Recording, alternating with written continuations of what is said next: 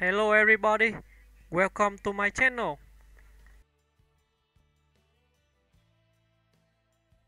Louis de Funès, born Louis Germain David de Funès de Galarza, July 31, 1914 to January 27, 1983, was a legendary French actor and comedian.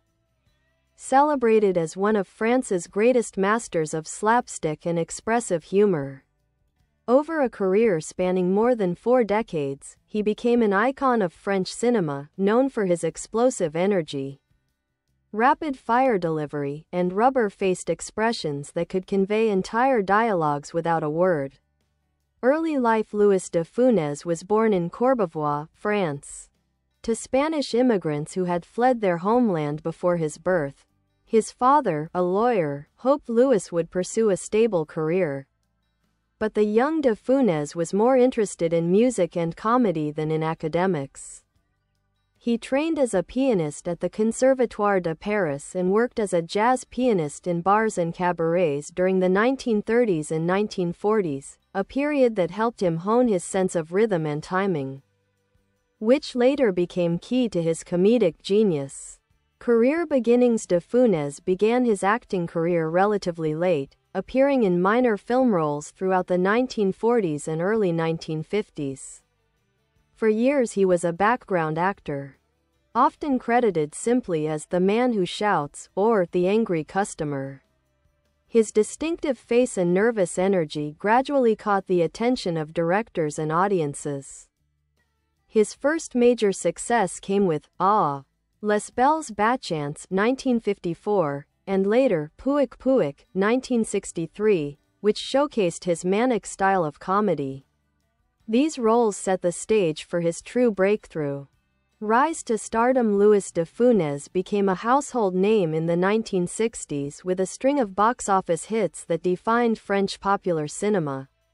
Among his most famous films are Le Gendarme de Saint-Tropez, 1964, the first of the beloved Gendarme series, in which he played the excitable and bumbling policeman Ludovic Cruchot.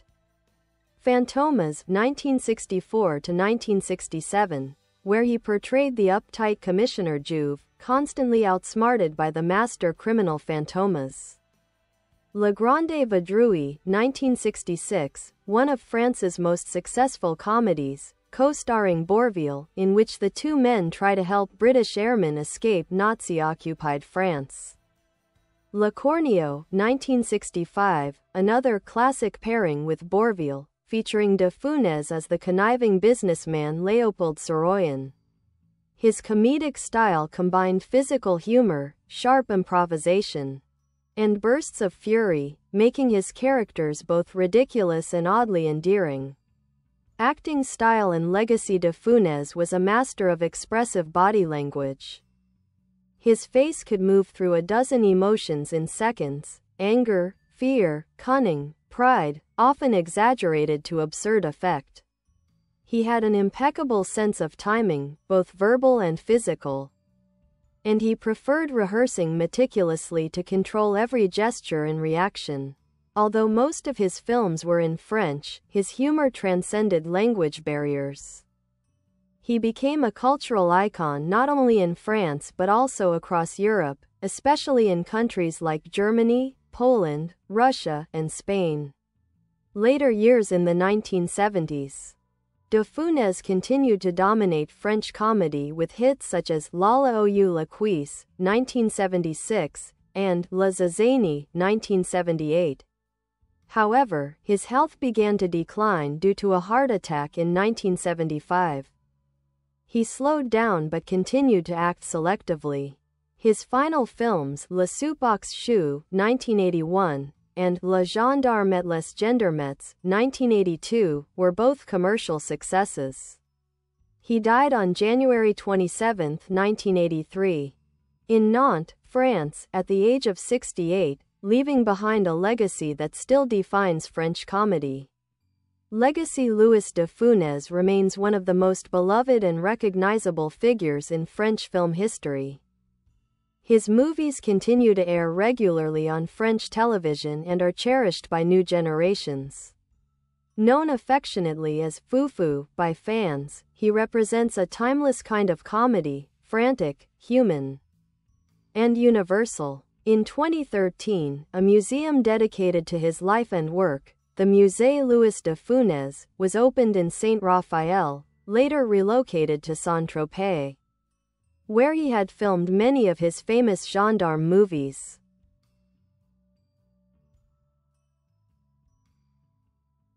Personal life. Louis de Funès was known for being a private and somewhat reserved man off-screen, a sharp contrast to his manic on-screen persona. In 1943, he married Jeanne Barthélemy de Maupassant, a grandniece of the famous writer Guy de Maupassant. Their marriage lasted for the rest of his life and was marked by deep affection and stability. Together, they had two sons, Patrick, who became a doctor, and Olivier, who appeared alongside his father in several films before pursuing a career as a pilot. The de Funès family lived in a large estate called Château de Clermont, near Le Cellier in western France. Louis found peace there among the gardens and orchards. He loved gardening, tending to his roses and fruit trees, and was known for growing his own vegetables, a pastime that reflected his love of nature and his need for calm after the hectic energy of his film sets. Despite his fame, he disliked publicity and rarely gave interviews. He often said he was shy in real life and didn't enjoy crowds or the constant attention that stardom brought. Working style and reputation. Louis de Funès was a perfectionist. On set, he demanded precision not only from himself but from everyone around him, actors, cameramen, even extras. He meticulously planned every gesture, expression, and tone of voice, often rehearsing scenes dozens of times. He had a reputation for intensity, which could sometimes make him difficult to work with. But many collaborators, including directors like Jean Girault and Gérard Houry, admired his dedication. Houry once said, "He had a genius for rhythm. His body was an instrument, every movement, every silence was a note in the music of comedy."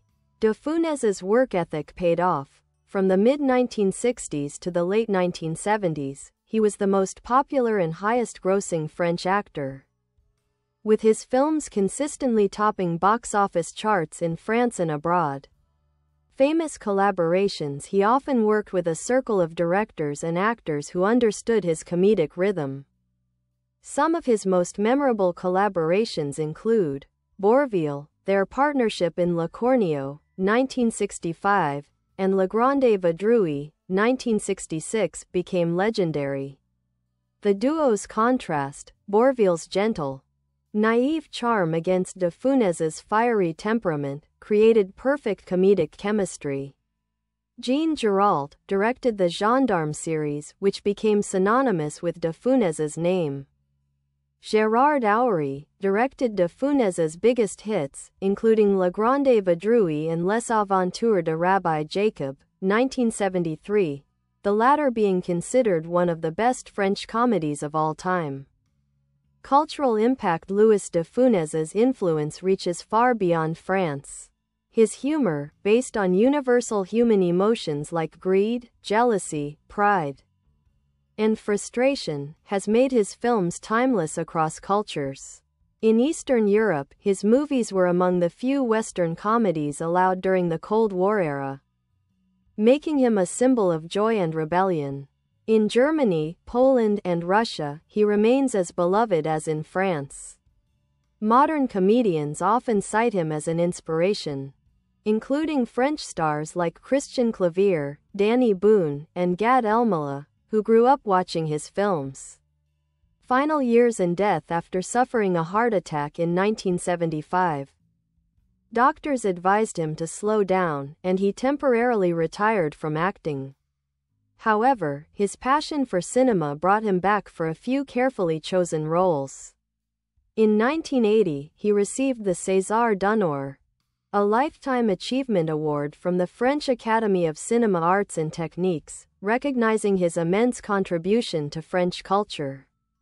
Despite his declining health, He completed 2 more films, Le Soupbox Chou, 1981, where he played a farmer visited by aliens, and Le Gendarme et les Gendarmettes, 1982, the last of the Gendarme series. Louis de Funès passed away on January 27, 1983, from a heart attack at the age of 68. His death marked the end of an era in French comedy. He was buried at the Cimetière du Cellier, near his beloved chateau. Legacy and honors Louis de Funès's comedic brilliance continues to live on. His films remain staples of French television, and his image, wide-eyed, frantic, and unforgettable, is instantly recognizable to audiences of all ages. In 2019, the Musée Louis de Funès opened in Saint-Raphael, near the Côte d'Azur, celebrating his life, career, and impact. The museum houses costumes, film clips, letters, and personal items from his estate. His work is still studied by actors and film students as an example of physical comedy, timing, and character-driven humor at its finest.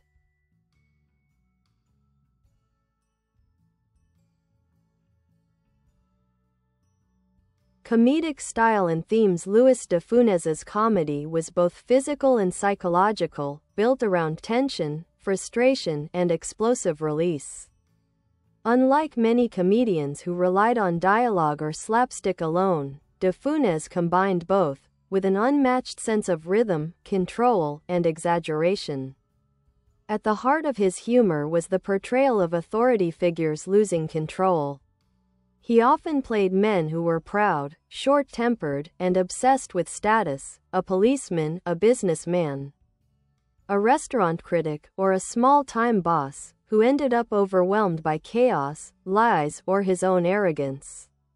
This archetype became his comedic signature. He once described his own style as the art of being furious with grace. Core elements of his comedy. 1. The explosion of emotion. De Funès was famous for his rapid changes of mood, from calm to fury in a fraction of a second.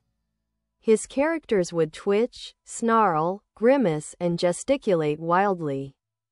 Every facial muscle became part of the joke. His eyes could bulge with anger or roll in exasperation. His mouth could twist into a dozen expressions: sneers, smiles, grimaces, all in seconds. His hands were constantly moving, slapping, pointing, waving, or clutching at his head. This orchestration of emotion gave his comedy a musical quality, fitting for a man who began his career as a pianist. 2. The tyrant and the fool. De Funès specialized in characters who were both ridiculous and relatable. He often played petty tyrants, men obsessed with power, money, or rules, who inevitably faced humiliation. Examples: in Le Gendarme de Saint-Tropez, he is the strict, self-important officer whose arrogance gets him into absurd situations. In La ou La Cuisse, 1976, he plays a feared food critic who takes pride in pure French gastronomy, only to end up humiliated by a junk food empire. His character's downfall was always comic, never cruel. The audience laughed at him, but also with him, because his flaws were human and universal. 3. The battle against chaos. Many of his films follow the same comic pattern. A man trying to control the uncontrollable. Whether it's catching criminals, Fantomas, enforcing rules, Le Gendarme, maintaining business order, Oscar, or protecting his social status, Les Zazanie, he always ends up lost in confusion, chasing his own plans gone wrong. This formula allowed de Funès to explore the absurdity of authority and modern life, while keeping the tone joyful and frantic. Influences and inspirations. Louis de Funès admired silent-era comedians like Charlie Chaplin, Buster Keaton, and Harold Lloyd, and he shared their belief that physical comedy could express truth without words. But while Chaplin played the underdog, de Funès became the master of comic ego, the man who thinks he's in charge but never really is. He was also influenced by French stage traditions, particularly vaudeville and farce, which valued timing, repetition, and physical exaggeration. Many of his films, such as Oscar, 1967, were originally stage plays, and his theatrical discipline remained evident throughout his career. Impact on French society and cinema. During the 1960s and 1970s, France was undergoing rapid social and political change. De Funès's films provided a kind of relief. They poked fun at bureaucracy, snobbery, and the obsession with hierarchy. His characters mirrored the contradictions of post-war France: ambitious, insecure, materialistic, but deeply human. Critics initially dismissed his work as popular rather than artistic, but over time, scholars and directors have recognized the craftsmanship behind his chaos. Today, his comedies are studied as examples of precise direction, performance rhythm, and social satire. International popularity. Though quintessentially French, Louis de Funès's humor translated remarkably well abroad. In Germany, his films became Sunday television traditions. In Poland, he was affectionately called Ludwik and remains a national favorite. In Russia, his movies were seen as a window into Western comedy during the Soviet years. In Spain, his heritage made him especially beloved. Many countries dubbed his films, but his energy was so visual that even viewers who didn't understand French could laugh at his antics. A perfectionist performer, de Funès controlled every detail of his performances. He often supervised the editing of his films, cutting scenes that disrupted timing or weakened the rhythm of laughter. He would mark camera angles and ask for retakes until every pause, frown, and outburst matched his inner sense of tempo. Directors like Gérard Houry often said working with him was like conducting a symphony of madness.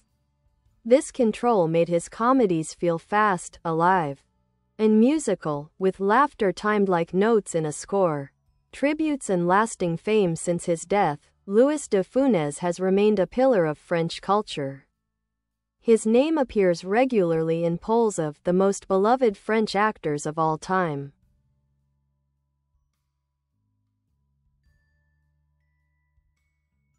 The Musée Louis de Funès in Saint-Tropez celebrates his career with interactive exhibits. His films are restored and re-released in HD, keeping his legacy alive for younger generations. In 2014, the French Post issued a commemorative stamp for the 100th anniversary of his birth. The Château de Clermont, his home, is now a heritage site visited by fans worldwide. Conclusion: Louis de Funès was more than a comedian. He was an artist who turned human flaws into laughter. His energy, timing, and expressiveness created a universal language of humor that transcends borders and generations. Even decades after his death, his films continue to fill theaters, living rooms, and hearts, proving that true comedy never ages. As Gérard Houry once said, Louis didn't just make people laugh, he reminded them of what it means to be human.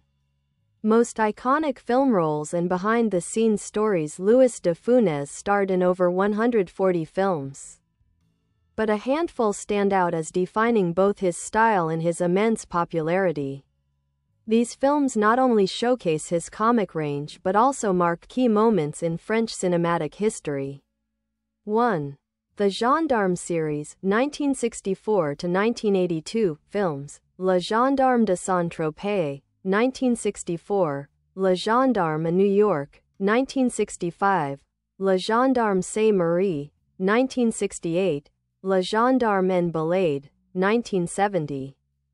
Le Gendarme et les Extraterrestres, 1979, Le Gendarme et les Gendarmettes, 1982, role: Ludovic Cruchot, the short, loud, self-important policeman stationed in the sunny resort town of Saint-Tropez.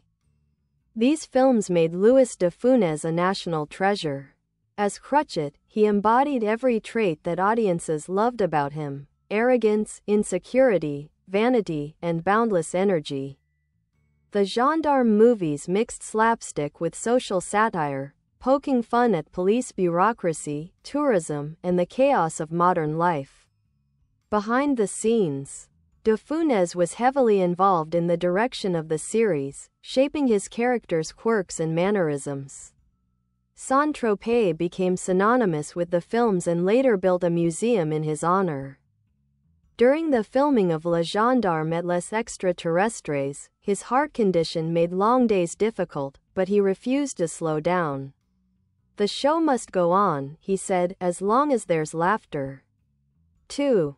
Le Corneau, 1965, director. Gérard Houry co-star, Bourvil role, Léopold Soroyan. A slick businessman and smuggler who manipulates a naive man, Bourvil, into unknowingly transporting contraband across Europe. The chemistry between de Funès and Bourvil was magical. Their contrasting personalities, the cunning schemer and the innocent fool, created one of the greatest comedic duos in cinema. The film was a massive box office hit in France and across Europe. Fun fact: many of the car scenes were filmed in real traffic, with de Funès improvising his furious reactions. The famous sequence where his Cadillac explodes piece by piece became an instant classic of visual comedy. 3. Le Grande Vadrouille, 1966, director. Gérard Houry co-stars, Bourvil, Terry Thomas role. Augustin Bouvet, a bad-tempered house painter who, along with a kind-hearted conductor, Bourvil, helps downed British airmen escape Nazi-occupied France. This film became one of the most successful French movies of all time, drawing over 17 million viewers in France alone, a record that stood for decades. De Funès's combination of slapstick and patriotism struck the perfect balance for post-war audiences. His scenes of panic, disguise, and argument with Bourvil are still quoted today.